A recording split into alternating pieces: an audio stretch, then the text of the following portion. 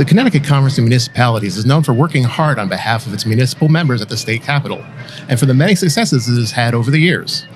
Each session, we endeavor to bring you behind the scenes as our legislative policy team navigates the hundreds of bills that can impact municipalities.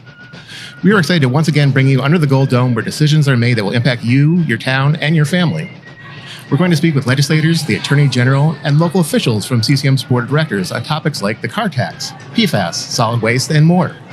It's February 7th, the opening day of the 2024 short legislative session, and we want to welcome you to the Municipal Voice, live from the state capitol. The Municipal Voice of the Connecticut Conference of Municipalities podcast in association with WNHH LP 103.5 FM. CCM's Municipal Voice podcast continues to present a key forum on important state local issues. The views expressed do not necessarily reflect consensus views of CCM or member municipal leaders. And with us as our first guest, we have State Representative Michelle Cook. Michelle, thanks for joining us today. Good morning, and thank you all for being here. Also sitting, we got Brian O'Connor and Randy Collins from our Public Policy and Advocacy team. So first this morning, we wanted to talk about general overview of the legislative session. What are you looking forward to? What do you think is going to happen this session?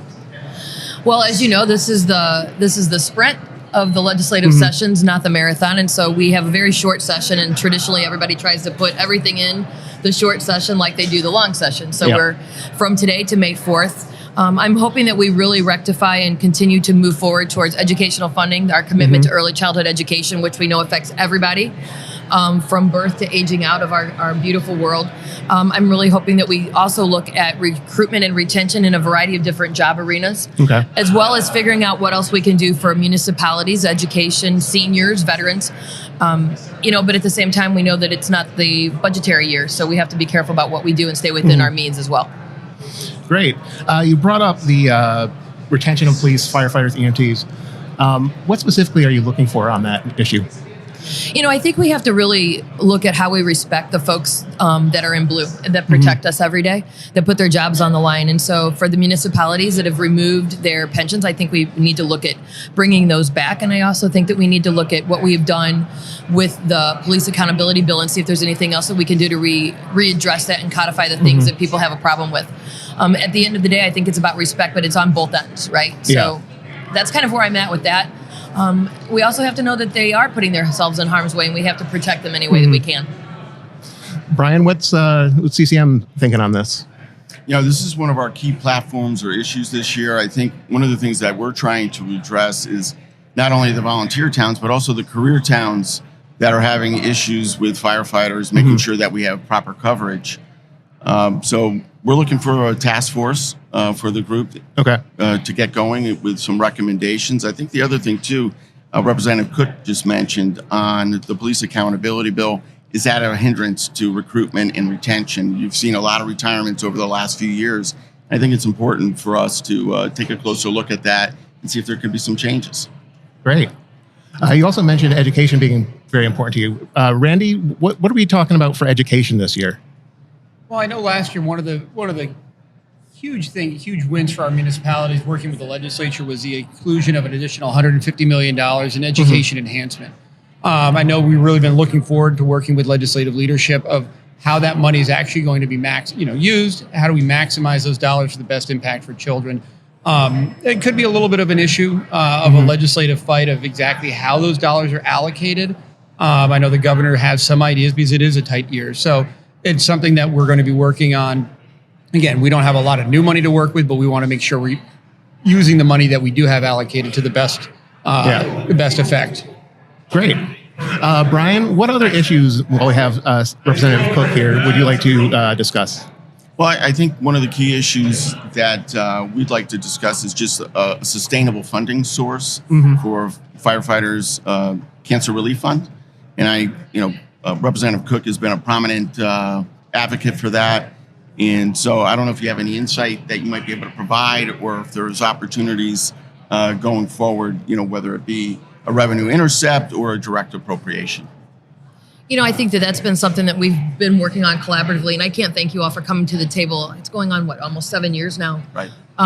When we started really having this conversation outside of this building, which I think really mattered, when we talk about how we we're able to do the cancer fund. But we also know too that firefighting is not the way that it used to be back when our parents and our grandparents were around, and so we didn't have the worry of synthetics and all these chemical-based situations that really put our firefighters in harm's way. And so we see this high rise of cancer. We have to take responsibility for that, and trying to figure out where that balance is. And I know that there's been this back and forth push about where it belongs and how we fund it.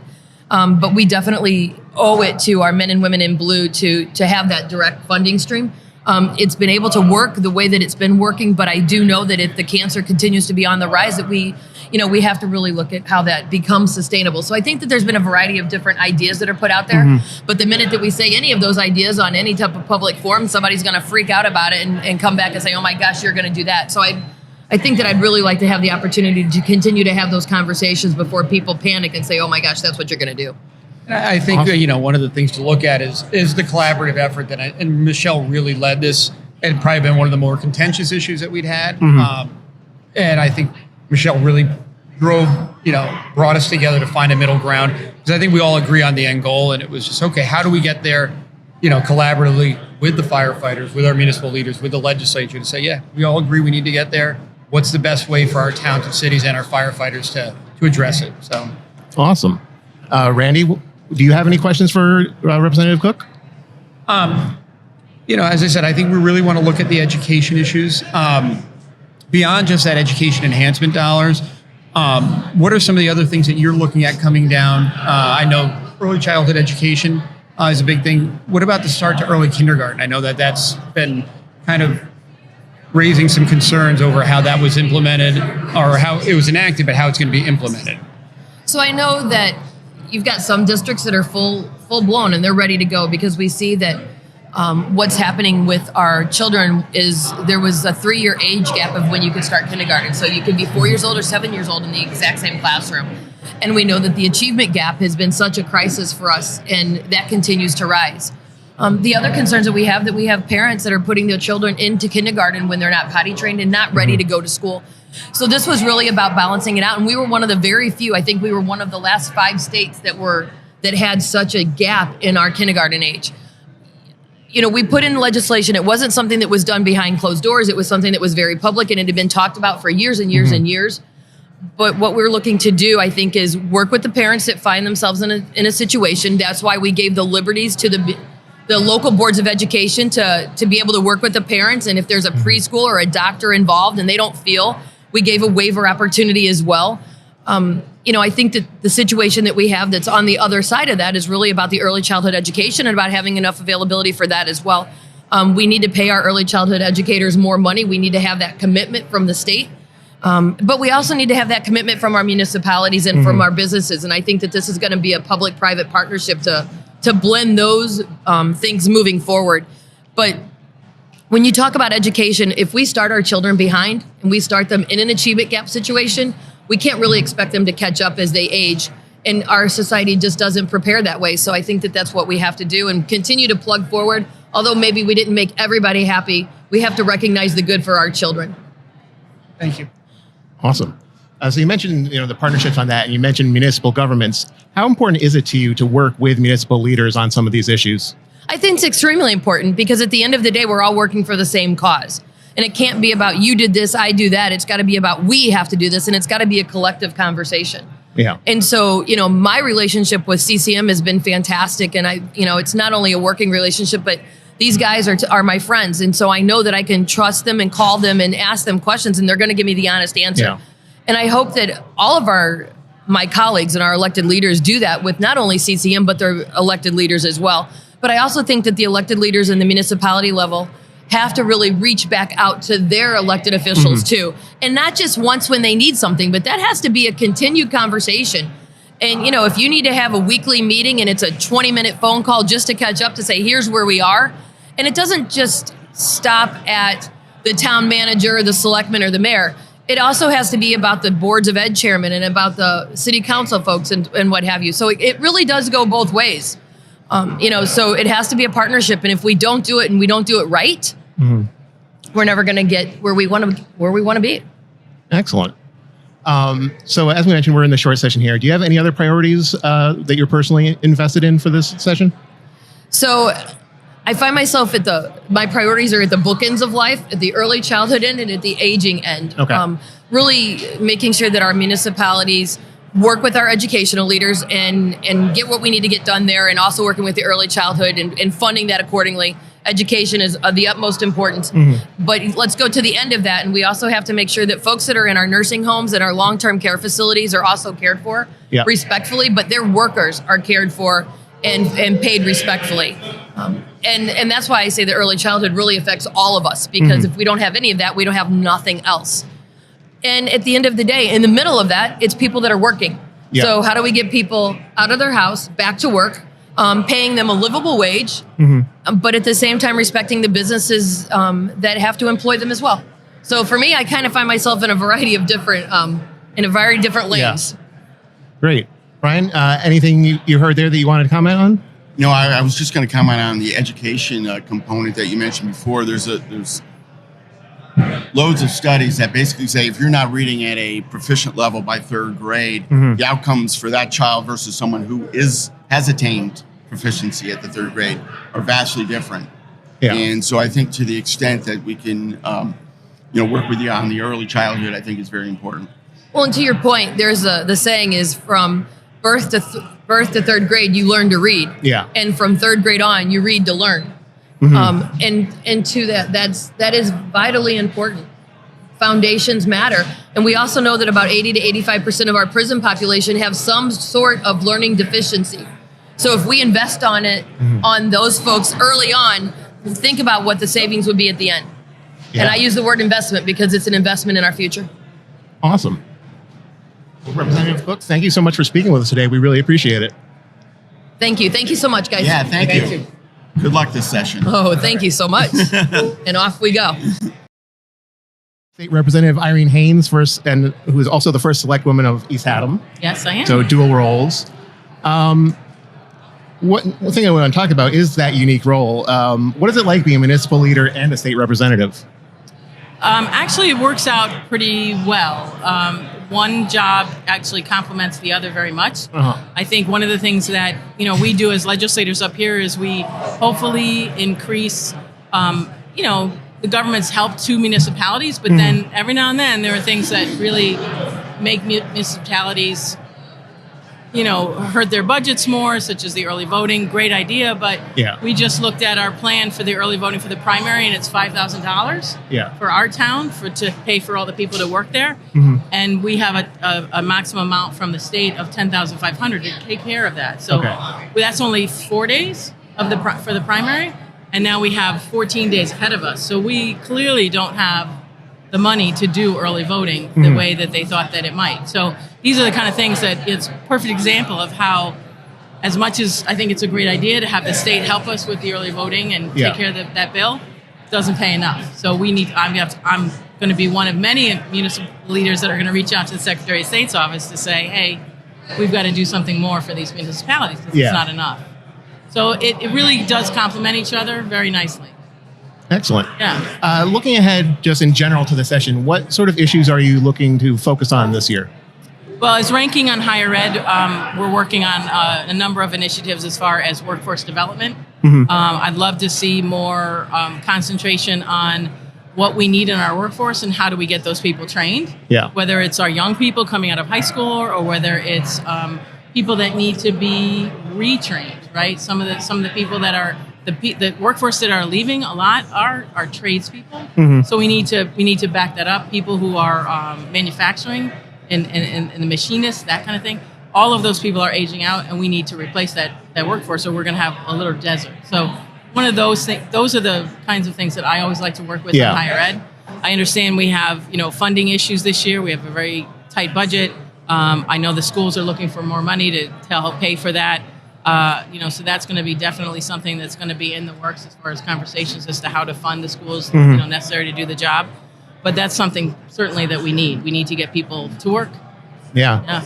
Brian, Randy, thoughts? I was going to say, one of the initiatives that CCM is working on is actually trying to help people find careers within municipal government. So we've been working with DAS as well as one of the regional COGs on addressing that. And I think it's an important issue, developing a pipeline, but also an interest So I think that's, as far as workforce development, we think that's a key initiative to focus on. Yeah, and I would actually also like to throw something on the table that I do all the time, is that especially as a municipal leader, going back to that question, our public safety sector is in dire straits as far as they don't have the money, they don't have the workforce, they don't have the volunteer base anymore. We have to do something about the training. We have to come up with a better way, a cheaper way to get them trained and get them, through that to be able to get people into those positions. And again, whether they're paid or volunteer, we need them. When that tone goes off, if we don't have somebody answering that tone, that's a problem. And as a municipal leader, that's one of my huge concerns. And I think at the state level, there's got to be something to do. We have Office of Emergency Services that is strapped for people. I don't know that it's staffed enough to handle what it needs to make sure that public safety is addressed, and it needs addressing for sure. And CCM, we've talked about that a number of times. Yes, we have. I keep bringing it up. One of the things, I saw education got a kind of a little bit of a head start with a Monday committee meeting. One of the concepts that they're going to raise, and that committee chair Jeff Currey had mentioned, was mandate relief, education mandate relief. Obviously, unfunded mandates are a huge issue for CCM and our municipal members. Do we have any idea of what we're going to be looking at? Because again, in a non-budget year where, while the state has a nice surplus, there's not a lot of additional money that we're going to be looking at coming. But what do you see? What opportunities for towns to spend money more efficiently or even save money? I think those are some big things. And any ideas of what might be coming down in that mandate relief? Yeah, so that's a great question, because one of the things that I have been working on particularly is the professional development that the teachers are having to mandate and go through. The professional development is, training for the teachers and keeping them abreast of the newest and the latest and the greatest. At the same time, there's only so much time in a day, and there's 180 days in which these children have to be in their classrooms and they have to teach. So what's happening is that the two of them are absolutely colliding as far as being able to have the time to teach versus having the time to do the mandated professional development. So this is something that I've actually been talking to Kathleen McCarty, the ranking member of Education Committee, for a number of years since I've been here, since 2018. And this is something that we really want to address. I tell a quick story. My father used to go to the doctors, and he used to take all his medications every year to his checkup, because certain medications are canceling others out, all that. We got to do the same thing with our professional development. There are things that they've now added, and there's things that they've been doing since day one that there's maybe not necessary anymore. So they are creating a council to actually look at that, and that came out of last year's legislation, and that's something that came out of our meeting on Monday, that this is something that might be going through to another level of legislation to get this council to actually really hone in on that and make those cuts of mandates, and try and get rid of some of them. Every year we get a book of mandates, and it seems like it gets thicker and thicker every year. And again, going back to the municipal, that hurts. That's tough. And when they don't come with money or not enough money, it's too hard for these towns to do that work. Yeah. And so unfunded mandates are always one of our perennial issues. Brian, what do we worry about when we worry about unfunded mandates? I think what you're looking at is Connecticut's overly reliant on the property tax. So when you put on another mandate and someone says, well, it's not that much money, but cumulatively they add up. And I think what happens now is you're seeing municipal budgets, they have the same inflationary increases that a household budget has. Mm-hmm. And you're looking at, we have to make decisions. And what some of the cuts impact services. So I think that's one of our concerns overall, any kind of mandates or any property tax exemptions. Great. So switching hats for a minute here to first selectman hat. Okay. What's going on in East Haddam that's exciting for the year? Exciting in East Haddam. Well, there's always excitement in East Haddam. We actually have, we're right in the middle of creating something in our village, mm-hmm. which is right on the river there. Beautiful, beautiful spot. And we have a redevelopment agency that is working on some financing for that, for the town. They're looking at working with DOT to maybe reconfigure some roads to make the village that much more attractive to developers. We're looking at a brownfields issue there, so we're trying to get that cleaned up, and we have a study going on for that. So we're hopefully checking all the boxes so that we make it nice and clean transition into where a developer can come in and actually develop our village into something more attractive. We used to have our town hall right in the village, which was a absolutely gorgeous spot, and the view is spectacular. But now we've vacated that and we've moved into Moody's, which is a section of East Adam.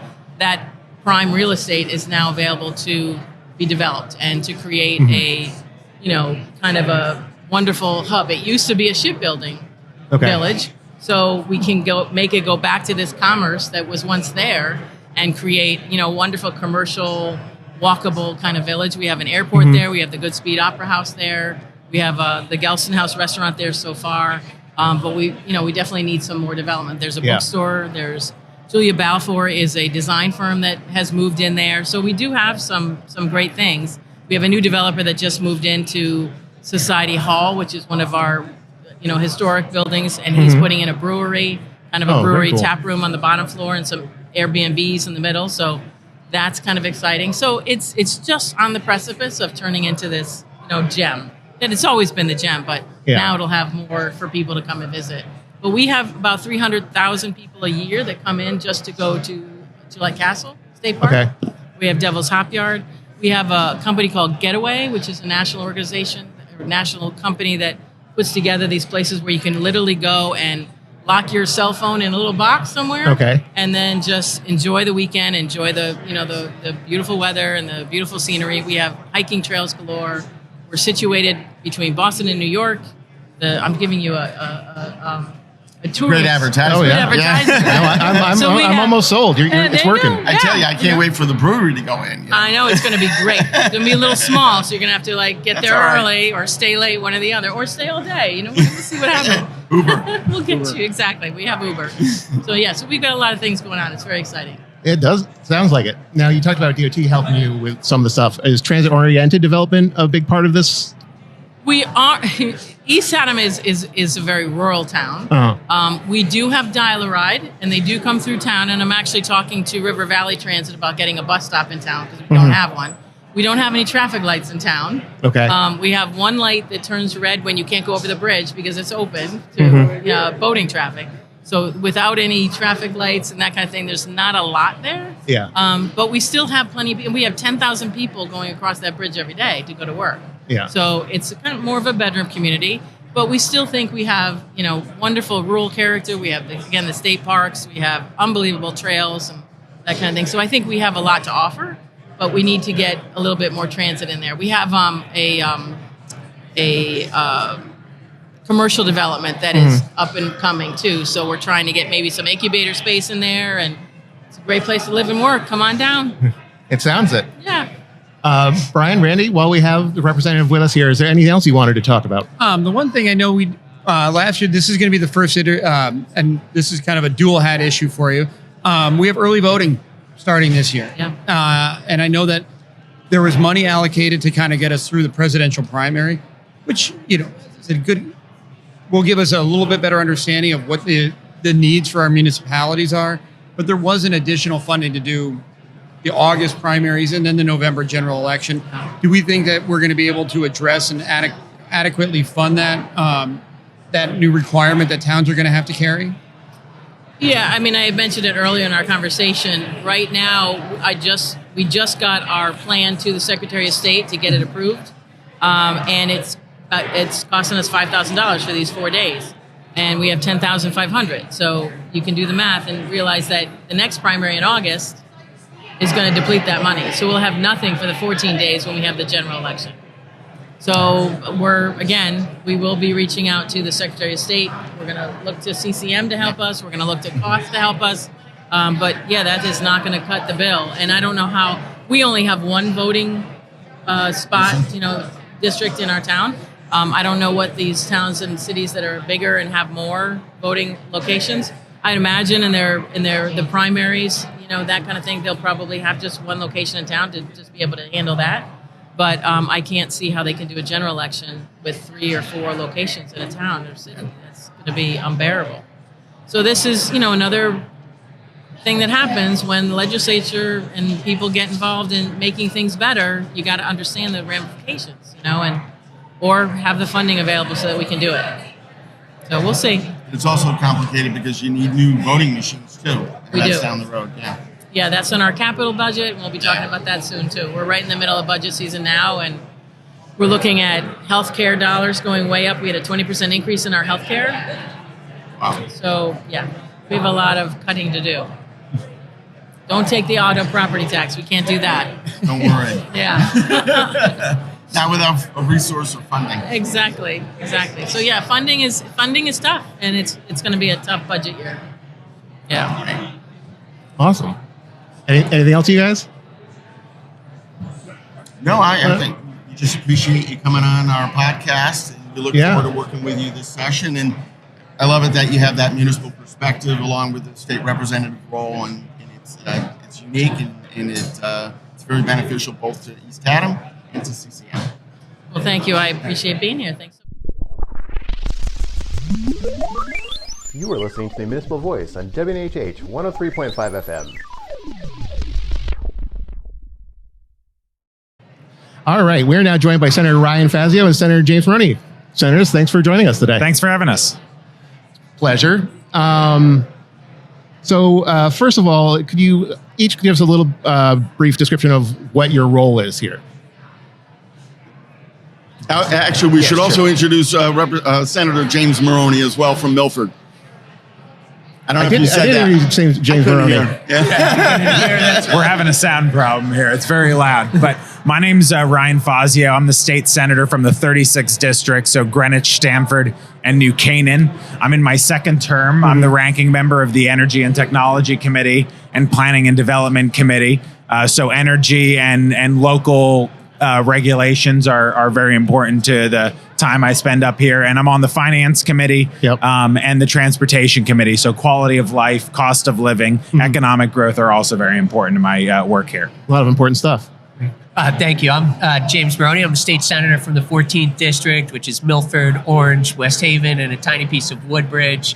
I am co-chair of the General Law Committee. We focus on mainly consumer issues, so anything that would really touch Department of Consumer Protection, which is really a wide range of issues. Vice chair of Veterans, ranking member of Regs Review. Then I'm also on finance, education, higher education, and energy. Great. So first up, I'm going to go with Senator Fazio.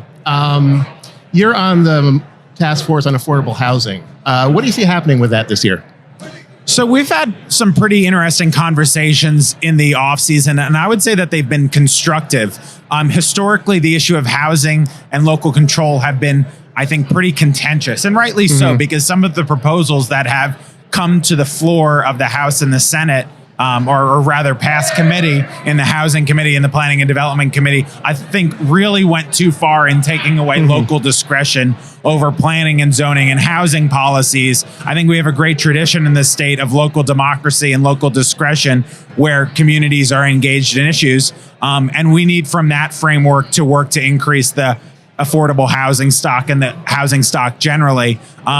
So I think, bills like Fair Share and Work, Live, Ride went too far past their skis in taking away local control. But I think to the credit of the majority leaders, Rojas and Duff, the majority leaders task force on housing has been a constructive conversation with all different stakeholders at the table. And hopefully we can find a way to both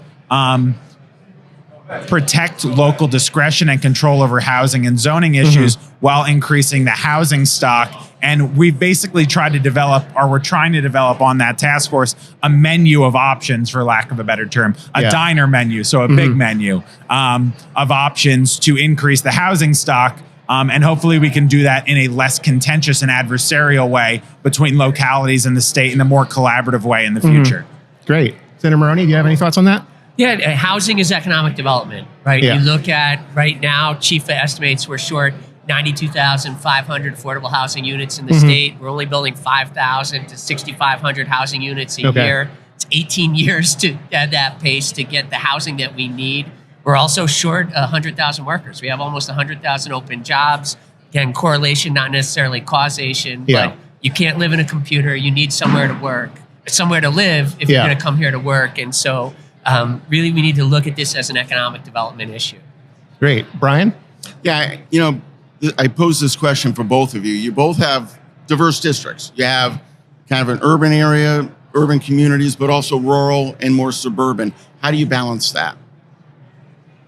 As far as it relates to housing, Yeah, and we actually have a very diverse housing stock. When you look at it, we have capes, we have large houses, we have parts of my district that don't have sewers, and parts of the district where along the coastline you have a 1/10 of an acre lot. So it is a balancing act, looking at the different needs of the district. But it does in some ways represent the different needs of the state, right? We do have a diverse state with rural areas and smaller urban areas and a lot of suburban areas. So it is helpful to get the different viewpoints when you're coming up here as well. Right. Yeah, I represent a fairly dense and urban district, probably the most among Senate Republicans and more so than most in the Senate generally. Greenwich is pretty economically and ethnically diverse, more than people think it is, especially on the west side. We have 4 Title I schools, so more than 40% of the population being free and reduced lunch. The west side of town is pretty working class, middle class in many neighborhoods. And we've done a lot in Greenwich in particular to increase our affordable housing stock by about 8 or 9% in just the last 3 or 4 years. Stamford's obviously a very diverse and dynamic city, and I represent about 25,000 people in Stamford. Again, these are complicated issues, and I think your question got to the nuance of actually advancing positive housing policies, which is why I think we need to leverage the discretion and the expertise of the localities and local leaders in order to move towards those goals rather than putting upon or imposing a one-size-fits-all solution. So I think the complexities of our different districts show why we need to leverage that local expertise and discretion while also moving towards that goal. Right. Great. Senator Maroney, let's start with you next. One thing we wanted to talk about was you are on a task force on AI. How will AI affect state and municipal government? It's an excellent question, and I think that one of the things we did last year in a bipartisan way is we did pass a law regulating state government use of AI. Mm-hmm. Basically, we just asked them to come up with policies and procedures and make sure you're testing that to ensure that there are no disparate impacts on our citizens. So that policy has been put forth. It's required to be posted publicly. So it's a good model for local governments to use, so they don't need to go out and recreate their own. But one of the recommendations, coming out of the task force was to look at ways that we can utilize AI within government, right? And how can we make it more efficient in interacting with our constituents? I think looking at what they call low-risk uses like chatbots, where you're making information easier to find. And as part of the legislation, we're going to look at, similar to what California did through their executive order, asking the agencies to work with the workers to come up with recommendations and go through a committee to come up with some pilot plans that we can use in probably, maybe not this year, but maybe starting next year, that we can put in effect to make government more easy to interact with for our constituents. Yeah. Brian, does CCM have any positions on AI stuff? No, I think we're kind of waiting and seeing how it might impact us. I know when you look at, let's say municipal employees, they might be concerned about the loss of jobs. Right. So to the extent that you think that this is a growth industry within Connecticut, how does that interrelate with some of the responsibilities of local government?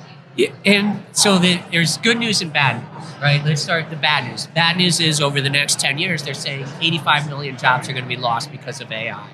The good news is over that same time period, 97 million new jobs will be created because of AI. We have to keep in mind, though, that some job classes will be gone, right? And so we need to be very mindful about training opportunities, involving our employees and making sure we're giving them the opportunity to upskill and reskill to be able to effectively compete and not even compete. I mean, they're saying that AI will make us 30% more efficient, right, in how we interact. So we need to teach people how to use AI in their jobs, how to use it responsibly, understand the data privacy implications of taking constituent data and putting it into a public model like ChatGPT. So we need to provide tools and look at that. One of the things we did recommend, being mindful of not putting mandates on local school districts, was that looking at having the State Department of Education create professional development for teachers. SUNY Albany has done a great program with AI across the curriculum, and really AI is going to be part of everything we do going forward. It's not going to be one area. And so instead of mandating to teach that, creating resources for the local school systems, and also asking them to create model policies that the local school districts can choose to implement, but at least they'll have something to start from. That's great. Senator Fazio, I don't know if you have any comments on AI or other growth opportunities in like the financial sector or elsewhere. Yeah, well, some would say that there's been a lot of artificial intelligence in government for many years before the technological revolutions of modern days. But I'm looking forward to seeing what comes out of Senator Maroney's committee. Senator Maroney's a great example that collaboration and listening and hard work is the best way to be a good leader. And the products that come out of his committee very frequently get bipartisan support because of his leadership and Chairman D'Agostino's leadership and the ranking members' positive contributions too. So I look forward to what comes out of his committee, and I'm always happy to work towards positive goals with him and other colleagues. That's great. Great. Senator Fazio, let's start with you again. What are some other issues that you're hoping to focus on in this session? Well, I think cost of living and economic growth generally is always going to be the most important issue. Connecticut is a state with very high taxes, very high cost of living, and has been generally economically stagnant for a long period of time, although we've seen a slight acceleration of the economy in the past few years for several different reasons. One of the reasons is certainly the bipartisan budget deal from 2017 that imposed a lot of fiscal guardrails that limited government spending, limited debt issuance, and built a rainy day fund so that we were actually able to afford a small tax cut last year for the first time since probably I was a very, very young child. So maintaining those fiscal guardrails, maintaining a more prudent and middle-of-the-road fiscal policy so that we can grow the economy, we don't overburden taxpayers, we can actually cut taxes in the future rather than return to the tax and spend ways of the past, I think is a top priority. And then I think in a short session, there are also, I think, regulatory reforms that can improve economic growth. One thing that Senator Maroney and I worked on last year was getting a licensing fee cut through his committee on general law, which I think will improve economic growth for middle class and working class people who require licenses to do their work. So those types of piecemeal reforms, I think, add up to something very positive for the future of the state economy. Great. Brian, anything you want to respond to? No, I think it's fascinating. I think, some of the fiscal guardrails, obviously sometimes if maybe there's some flexibility that people are looking for and how that may, help facilitate some education funding and some of the other things that we've made commitments to. But at the same time, the fiscal guardrails have been very effective in reducing our unfunded liabilities and the pensions, which are very important to us. Just a few years ago, the governor and the previous governor tried to transition the teachers' retirement system onto us because of those pressures, and the additional payments have helped alleviate that concern. So, we appreciate all your hard work. I know it's a difficult issue because you got a lot of people asking for money and spend here, but at the same time, the reason why we're competitive with the other 50 states now is because of those fiscal guardrails. Great. And as I just announced, the Senate's going to convene in about 15 minutes, so we don't have... It probably won't. It probably won't? But while we still have them here, Senator Maroney, any issues that you're looking to focus on during this session? Yeah, thank you. Thank you very much. And again, thanks to Senator Fazio for his leadership on the issue of trying to reduce the fees for occupational licenses. We do have, I think, one of the states with the most licensed occupations in the country. And so that would be relief for workers to go there. So this session, there are some issues in general law we're looking at cleaning up. There'll be a lot of issues that come there. I'm also looking at trying to find a funding source for the Early Childhood Trust Fund, increasing access to high quality early childhood education. I mean, we know, one, it's a workforce issue. Senator Biden testified to the Education Committee last year. There are 40,000 women who have not re-entered the workforce because they can't find early childhood education. We know families can't afford it. Our providers are not being paid adequately. And we know what a difference it makes in someone's life. It really changes the trajectory of someone's life. Those interventions at 0 to 3 are critical. So that's it's one of my top priorities, as well as I am working on a housing related bill. It's more on the down payment, not down payment, but on deposit assistance when you're looking to rent. So, Great. Brian, any other questions you have for Senator? No, at this time, I just want to thank both of you, both Senator Fazio and Senator Maroney, for joining us today, sharing your insights on the next legislative session, and we look forward to working with you in the upcoming 3.5 months. I know it's a short session, but it's the same amount of work, just compressed. So good luck. Thanks for having us. Yeah, thanks for having us. Thanks for being on the show. We really appreciate it. Thank you. All right, thank you. Thanks for doing it.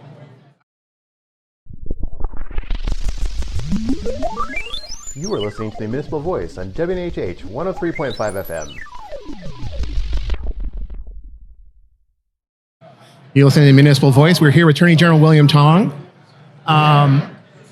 So first off, we'd like to discuss your leadership role in the National Association of Attorney Generals group. How will that help Connecticut? So Connecticut's AGs have long been national leaders. Senator Blumenthal, when he was Attorney General, was one of the leading AGs in brokering the major tobacco settlement, which is the largest cash settlement in American history. And then Attorney General Jepsen was both chairman of the Democratic Attorneys General Association and the National Association of Attorneys General. So I get to follow in their considerable shoes. The way it practically helps Connecticut is when we lead these big cases, like when I led in opioids in helping to recover more than $50 billion, we're at the table negotiating. And that actually means we probably get pound for pound a bigger cut than we might otherwise get. Yeah. So we get a better share. And then often, because if I'm a leader like I am on social media, for example, or we're leading the generic drug price fixing case, I get a bump. I get an extra bump for my leadership. So there's a formula of how we chop up the money. And no, we don't get the same amount as New York and Texas and Florida. Yes. They ask for a lot more. But I get an extra mathematical bump in the formula for leading and for dedicating staff and resources and lawyers. I've always wondered why we did so well in these settlements. Yeah. And now it makes sense because of your leadership and also the previous leadership of Attorney General or Senator Blumenthal and George Jepsen. Yeah, and if you're at the table, you're focused on the metrics in the formula, kind of like the ECS formula back in the day, right? But if you're at the table and you're defining what our priorities are in the formula and how you're going to split up the money, then I'm obviously focused on what's important in Connecticut and making sure that Connecticut does well in those formulas and those calculations. Great. One other thing we wanted to discuss while we had you here was the PFAS lawsuit. Yeah. And the potential impact on municipalities if the state is successful going against the manufacturers. So, I mean, the impact on municipalities today is profound. And just in the short time, well, not that short anymore. It's hard to believe. Right. I'm beginning my 6th year as Attorney General, which means, when Brian and I served together when we were 13 years old, it's been a while now. But in just these 5 years, we've learned how much damage PFAS has done, not just to our natural resources in our environment, but how dangerous it is to people and animals and to our drinking water, and how pervasive it is. It's everywhere. That's why they're called the forever chemical. It's otherwise known as Teflon or industrial Teflon. It's on the non-stick pans we use to fry our eggs in the morning. It's in our shampoo. It's in our Gore-Tex clothing. Okay. And 99% of human beings have PFAS. We have PFAS in our bloodstream right now. And so the cost of cleaning this up, not just for the state, not just for water systems, but for municipalities, is astronomical and right now unknowable. Yeah. And so we've got to do as much as we can to recover resources so cities and towns can fight that battle alongside the state. Yeah. I Brian? was going to say that's one of our primary concerns is our fire trucks, the firefighter foam had it. And replacing those, or at least trying to clean it as best we can, that's a major issue. And I think even looking at our landfills and some of the potential issues that we may have with drinking water and what municipal responsibility is. And I think, we really are going to back you up in your fight with the manufacturers and anything that we can do to assist you would be great. Thank you. And all of us, you stop and think about it, we live these risks every single day. So you want firefighters. I live in Stamford, so big city, and we see our fair share of fires and firefighting incidents, both from houses and commercial properties, but also motor vehicles. I just passed by a car on fire, by the way, on 84 coming in this morning. And so firefighting foam is extremely effective in putting out really dangerous and volatile fires. But once you use that foam, now it's been released right in the environment. And then in Stanford, we've got the Water Pollution Control Authority. What are they going to be able to do? What equipment do they have to install to remediate PFAS? In Stanford. So that's just two examples. I live, by the way, next to the reservoir, and I look every single day at our water supply when I look out my window, and how much will it take to control and contain and remediate the PFAS in our water supply? Brian, do you have any other questions? Yeah, I was going to say, I think one of the other issues, if you wouldn't mind touching on, is big tech and the social media influence and how you going to approach that. So we have kids, and if you're like me and you have a 17, 15, and 12-year-old, you see this every single day. I'm looking at my two phones here, and when I began my press conference about our lawsuit against Meta, Facebook, and Instagram, I challenged the reporters and cameramen to put their phones away for the duration of my press conference and not to look at them, and not to grab your phone when it buzzes or it pings. And I said, see if you can do it. And most of them couldn't. And we know that because I know I couldn't. because it's an addiction, and we know that Meta targets young people, like Big Tobacco targeted kids a generation ago, our generation, by the way, to get them hooked on the platform because they make money if you're looking at your phone and the platform, and they use these programmatic and technological devices like infinite scrolling, okay, where you don't have to change pages, you just keep scrolling on your phone. The developer of infinite scrolling called that behavioral cocaine. And they did it very purposefully to get kids on the platform, to keep them on the platform. And I don't have to tell you, they see a lot of stuff they shouldn't see. They see a lot of content that's very harmful to them, and it results in depression, self-harm, or worse. Great.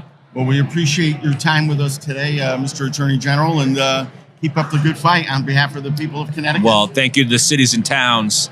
You're the basic building blocks of everything we do. Thank you for your partnership in fighting the opioid and addiction crisis. Thank you for your help in putting together the opioid settlement advisory committee and serving on it. Mayor O'Leary, when he was chair of CCM, was a big part of helping us land that plane. It was pretty complicated. That's right. It was. But we made it happen, and thank you guys for your role in that as well. Awesome. Attorney General, thank you so much. Thank you. Thank you. Good? Appreciate it. Yeah.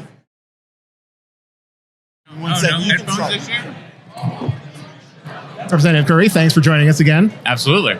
Glad to be Good to here. have you. So you're currently serving your 5th term, is that correct? That is correct. And you're in the 11th district. What does the 11th district cover? I represent parts of both East Hartford and Manchester. Great. So the OPM secretary indicated that the governor's budget will include cuts to education funding. What's your reaction to that? It's part of the process. Okay. And, we have a very set system here that allows him to make suggestions, whether they are sensical or not. But I think we have to fully understand the implications of what that would mean to a number of our districts around the state of Connecticut and a number of our choice programs. But it is the start of another conversation in a midterm year. Yeah. And we look forward to sitting tight on commitments that were previously made to ensure that we continue to move the needle on education funding reform. Great. Brian, what sort of educational issues are CCM concerned with? One of our concerns, just even with the conversation that the OPM secretary had, is does that backtrack on ECS? We fought long and hard to accelerate the funding for the towns that have been historically underfunded, that we don't want to go backwards. And I think that was one of our fears, actually. And, to have it happen year one is potentially a setback. Now, I understand it might be other cuts, outside of ECS, but eventually, people might focus on that pool of money. So I think that's one of our concerns. And always, looking at special education, that's another area of growth within education budgets. We don't want to see that take a step backwards either. And I think it's important that, that we celebrate the acceleration of the ECS formula, and it looks like that is likely going to stay in the budget as is. But that we also at the same time have the conversation around what those cuts for those tuition caps and the magnet school tuitions directly impact and how that directly impacts Board of Education budgets and municipal budgets. Because let's say, so the second senatorial district alone, that's a $11-12 million hit, that savings that they would have seen otherwise. So I think you kind of have to put it all into context when we're talking about education funding across the spectrum. Excellent. Brian, other thoughts? I think that the cumulative effect of those, I think Representative Currey laid it out well as far as how that would kind of roll out and what kind of impact that would have year over year. And I think part of what you're seeing, if there are some of those dramatic cuts, is disconnected youth. I know you've been working on that, and I think that's an area, absenteeism.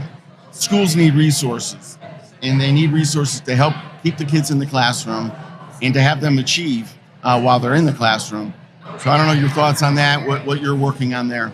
Yeah, so I'm hoping that the Education Committee at our next meeting in another week, I believe, will raise a title, An Act Concerning Disconnected Youth. And so we want to come at this from a number of different angles, including working with some students over at one of the magnet schools in Hartford for free bus transportation for city kids, because that gets directly at chronic absenteeism, truancy, and just simply allowing kids the ability to access all of the opportunities within schools. Also working with the United Way to see if there is a way to better coordinate data systems, so our nonprofits understand who they're working with. So we're going to come at this from a number of different angles. Holistically, yeah. Yes. Apparently, the Senate will convene in 5 minutes. If I may add, I think part of that, some of the issues I think your committee is going to focus on too, is the pipeline and the certification process for teachers. We've seen a large retirement go through some of our school districts. How are you going to address that, or what are some of the things you're looking at? Yeah, so the commissioner over at SDE stood up a council that has been meeting diligently for the last 8 or 9 months. I've had the pleasure of attending those meetings on a monthly basis. And, it is amazing to hear these people work through what has been such a convoluted process for the last 30 years and really hasn't been touched. So to be able to blow up the certification process and create a really streamlined 3 pathways for folks to get into education, whether that's our traditional, our alternate routes, and our reciprocities, and removing a lot of the barriers that have kept out some of the populations that we are seeking the most to get into our schools to be able to be educators. So we're hoping to have some really great recommendations out of that council to come at that recruitment and retention issue. Great. Are there any other issues that you're focusing on in this short session? Oh, gosh, we've got a lot.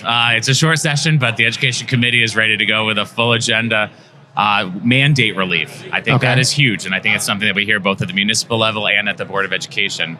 And so we've also been meeting with that group over the last 8-9 months, and we're going to have some great recommendations to provide some relief to our teachers, to our districts, both monetarily and just in your time, and being able to free up some of the teachers' time so that they can actually participate in professional development that really is impactful for them, that they really want to participate in, rather than being told you have to do this year after year after year after year. And everybody talks about bloodborne pathogens. I think we could all say, don't touch blood, don't touch human fluids once and be done with it. But that's also an example of a federal mandate that we can't touch. But we're going to make some movement there, and then we're going to tinker around the edges and just see where we can make some additional improvements within the systems, and always having the focus around students, families, and educators first and foremost. Great. Brian, any thoughts on that? No, I just want to thank the representative for coming here. As chairman of the Education Committee, you're very important to CCM. And I have to say that Representative Currey, I don't know when you sleep because you go to all these different meetings and you're always present, and that's so important as a representative. So thank you. Absolutely, and I appreciate CCM's partnership in a lot of the work that we get to do. So I appreciate it. Thank you all. Great. Yeah. Thank you. Appreciate it. Thank you. Awesome. All right. Well, we're going to be wrapping it up now, Brian. Thanks for sitting in with us today. I'd like to thank all of our guests for helping us kick off the session and dive into these issues. Thanks to the folks at the Capitol who let us hold the podcast here. The Municipal Voice is a co-production by CCM, WNHH 103.5 FM. Thanks to Harry Draws back at WNHH, and thanks to the policy team for partnering with us on this one. Thanks, Brian. And of course, the communications team, Christopher Gilson is the producer. I'm your host, Matt Ford. Stay tuned.